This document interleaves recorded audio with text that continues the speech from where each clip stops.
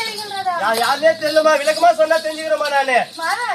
என்னை பார்த்தவுடன் உனக்கு எப்படி தோன்றுகின்றது? பார்த்தா பொண்ணு மாதிரி தெரியுமா? வேற எதுவும் தோன்றவில்லை. ஏழ்மையாகிறீங்களே மாதவன்.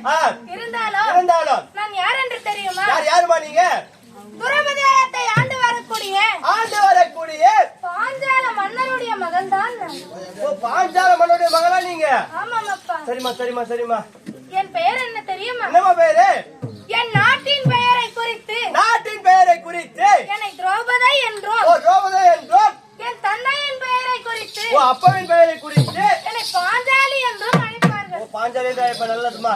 ஆமா மாதவன். இருந்தாலும் இந்த அடர்ந்த காட்டிலே நான் வாழ்வதற்கு என்ன காரணம் தெரியுமா? காட்டுல வந்து வாழ்றீங்க.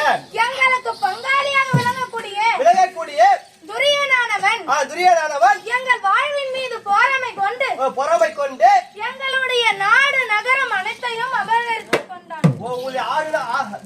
நாடு நகரம் அனைத்தையும் அபகரித்துக் கொண்டாருங்க. ஆமா பிறகு 366 வீதியிலும் ஓடிவா என்று இழுத்து வந்து துச்சாசனனானவன் என்னை மணிமாமனின் மீது ஏற்றி விட்டார். அப்பொழுது என் துகிலை தீண்டினான். அன்று என் அண்ணன் கண்ணன் அருளால் நான் உயிர் பிழைத்தேன் அப்பா. பகவான் தாங்க. இருந்தாலும் என்றும் என் அண்ணன் அருள் எனக்கு இருக்கின்றது. எங்கிருந்து நீ ஓடி வருகிறாய்? அண்ணன் தான் வர சொன்னார் உங்களை. அப்படியா? சரி புறப்படு.